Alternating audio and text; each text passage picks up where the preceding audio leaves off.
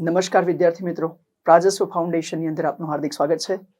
યુજીસીની અંદર જે equity regulation આવ્યા છે 2026, એને લઈને સમગ્ર દેશની યુનિવર્સિટીઝમાં અને કોલેજોની અંદર અનેક વિરોધ વિદ્યાર્થીઓ કરી રહ્યા છે. આ વિરોધ કેમ થઈ રહ્યો છે? શું આ પહેલી વખત આવા રેગ્યુલેશન્સ આવ્યા છે? આ રેગ્યુલેશન્સની અંદર એવી કઈ બાબતો છે જે 2012 કરતાં અલગ છે અને એનો કેમ વિરોધ થઈ રહ્યો છે? તો આ દરેકે દરેક બાબતનો તલસ્પર્શી સમજ આપણે આ વિડીયોની અંદર મેળવીશું. નમસ્કાર વિદ્યાર્થી મિત્રો, પ્રાજસ્વ ફાઉન્ડેશન આપ સૌનું હાર્દિક સ્વાગત કરે છે. યુજીસીની જે આ રેગ્યુલેશન્સ છે એની વાત કરીએ તો આ રેગ્યુલેશન્સની અંદર શું છે કે જેથી કરીને આ વિદ્યાર્થીઓ વિરોધ કરી રહ્યા છે. તો પહેલા રેગ્યુલેશનની પહેલી લાઈન જોઈએ આપણે.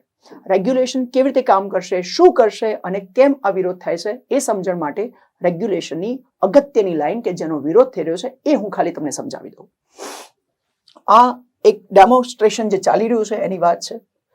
University grant commission promotion of equity in higher education institutions regulation 2026 અને આ 26ના રેગ્યુલેશનની અંદર અલગ અલગ સેક્શન્સ આપેલા છે. એમાં સેક્શન નંબર 3C ની અંદર એક શબ્દ લખેલો છે કાસ્ટ બેઝડ ડિસ્ક્રિમિનેશન. આ કાસ્ટ બેઝડ ડિસ્ક્રિમિનેશનનો વિરોધ થઈ રહ્યો છે, આ ડેફિનેશનનો વિરોધ થઈ રહ્યો છે. એની અંદર જે શબ્દો લખ્યા છે એનો વિરોધ થઈ રહ્યો છે. એ કેમ છે એ પહેલા આ શબ્દ વાંચીને પછી હું તમને સમજાવું છું. કાસ્ટ બેઝડ ડિસ્ક્રિમિનેશનનો અર્થ એવો આપેલો છે discrimination only on the basis of the caste or tribe against the member of the scheduled caste, scheduled tribe and other backward classes. જે અધર બેકવર્ડ ક્લાસીસ છે એની અંદર પણ એને ઓબીસી, ડિસેબલ, ઈડબ્લ્યુએસ આટલી કેટેગરી લખેલી છે. તો અહીંયા જે કાસ્ટ બેઝડ ડિસ્ક્રિમિનેશન થઈ રહ્યો છે એનો મિનિંગ એવું કહેવા માંગે છે કોલેજના કેમ્પસની અંદર, યુનિવર્સિટીની અંદર સ્ટુડન્ટ વચ્ચે, સ્ટુડન્ટના સિનિયરો વચ્ચે, સ્ટુડન્ટ અને ટીચર વચ્ચે, સ્ટુડન્ટ અને નોન ટીચિંગ મેમ્બર વચ્ચે જે કોઈ બી જ્ઞાતિના આધારે, કાસ્ટના આધારે ભેદભાવ ચાલી રહ્યો છે. એક વ્યક્તિ, એક સ્ટુડન્ટ બીજા સ્ટુડન્ટને હેરેસ કરી રહ્યો છે, સિનિયરો હેરેસ કરી રહ્યા છે, ફેકલ્ટી હેરેસ કરી રહી છે. તો આ બધા સ્ટુડન્ટને જે હેરેસમેન્ટ કરી રહ્યા છે એના વિરુદ્ધ એ ન થાય એટલા માટે આ રેગ્યુલેશન આવ્યા છે. આ રેગ્યુલેશનની અંદર કાસ્ટ બેઝડ રેગ્યુલેશનમાં જેટલા નામ લખ્યા છે એમાં SC, ST, OBC, disable, EWS આ બધા જ કેટેગરીને લખેલી છે. ખાલી જનરલ કેટેગરીનો શબ્દ નથી વાપરેલો અને એટલા માટે આનો વિરોધ થઈ રહ્યો છે. આ રેગ્યુલેશનની અંદર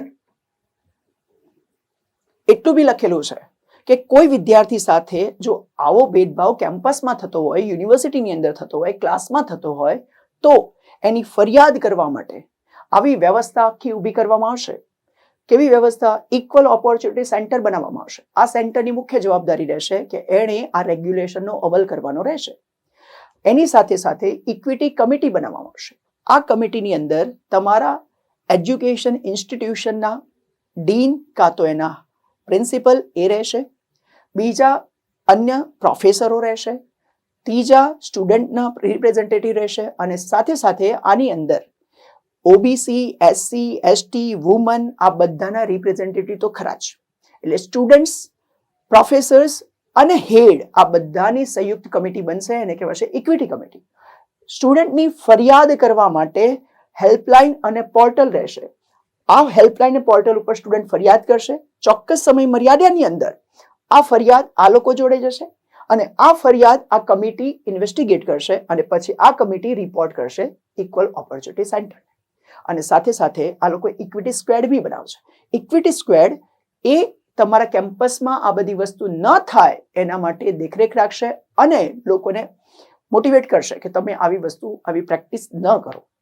વિદ્યાર્થી મિત્રો, આ જે પ્રેક્ટિસ થતી હોય છે ને કેમ્પસની અંદર કે એક જાતિના વ્યક્તિઓ બીજી જાતિના વ્યક્તિઓને હેરેસ કરતા હોય છે અને આનું જે ફેમસ આ બનવા પાછળનું મુખ્ય કારણ એ છે 2016ની અંદર રોહિત વેમુલા હૈદરાબાદ યુનિવર્સિટીની અંદર ભણતો વિદ્યાર્થી જેનું એ પોતે જે કેટેગરીમાંથી આવે છે એસસી એસટી કેટેગરીમાંથી અને એને સુસાઇડ કરવો પડે અને જે સુસાઇડ નોટ લખેલી એની અંદર લખેલું કે મને મારી કેટેગરીના કારણે મારું સ્ટાઇપન્ડ બંધ કર્યું અને મને હેરેસ કરવામાં આવેલો. આના પછી 2019ની અંદર પાયલ તડવી જે મહારાષ્ટ્રની અંદર મેડિકલ કોલેજમાં રેસિડેન્ટ ડોક્ટર તરીકે કામ કરતા હતા અને ભણતા હતા, ત્યાં પણ એમણે લખેલું છે સુસાઇડ નોટની અંદર કે ભાઈ મારા વિરુદ્ધ મારી કાસ્ટના કારણે, મુસ્લિમ, તડવી, ભીલ કોમ્યુનિટીના કારણે મારા વિરુદ્ધ આવો ભેદભાવ કરવામાં આવ્યો છે.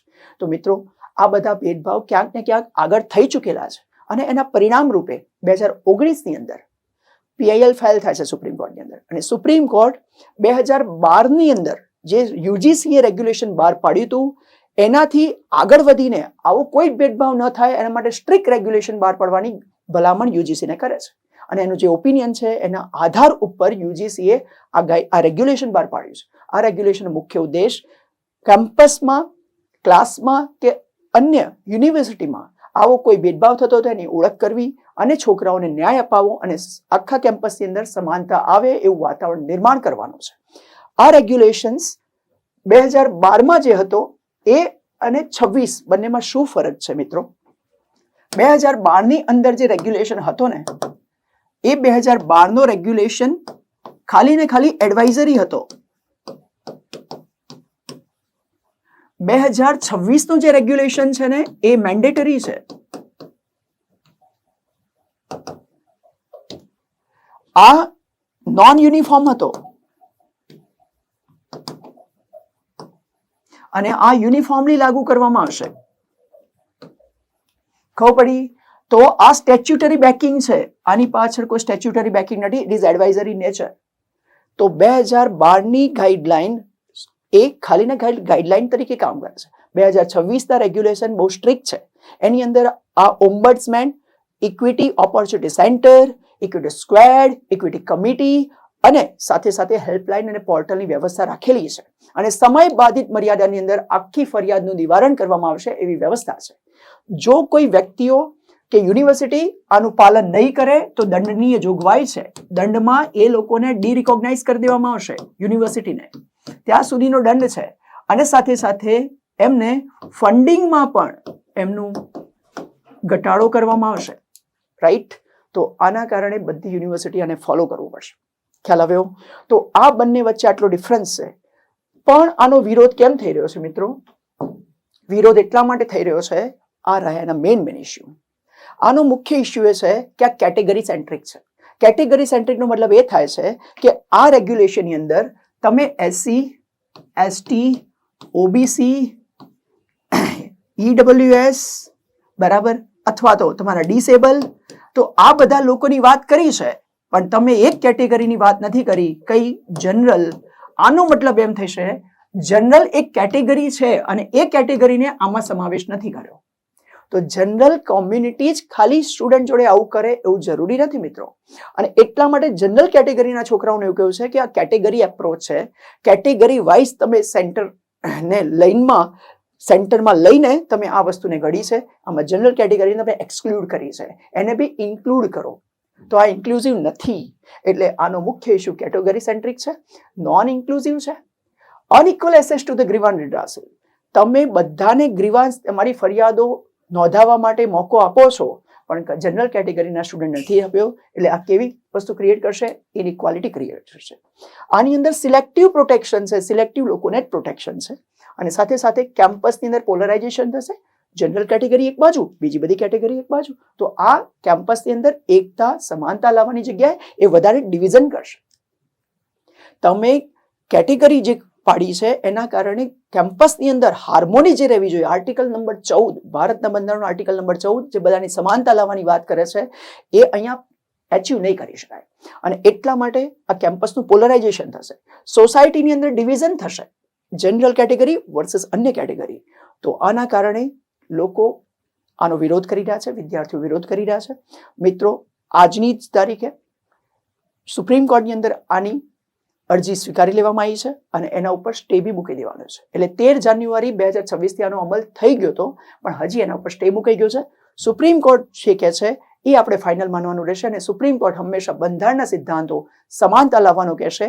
એને આર્ટિકલ 14, 15, 16, 17, 18ની અંદર જે કીધું છે જાતિ, જ્ઞાતિ, ધર્મ, લિંગ કે વંશના આધારે કોઈ ભેદભાવ ન કરવો એના ઉપર સુપ્રીમ કોર્ટ 100% વિચાર કરશે અને દરેકે દરેક વિદ્યાર્થીઓને ન્યાય આપશે અને યુજીસીને ગાઈડલાઈનને ખૂબ સારી રીતે ઇમ્પ્લિમેન્ટ કરી શકાય એવો કોઈક રસ્તો બતાવશે. તો આપણે એની રાહ જોઈશું.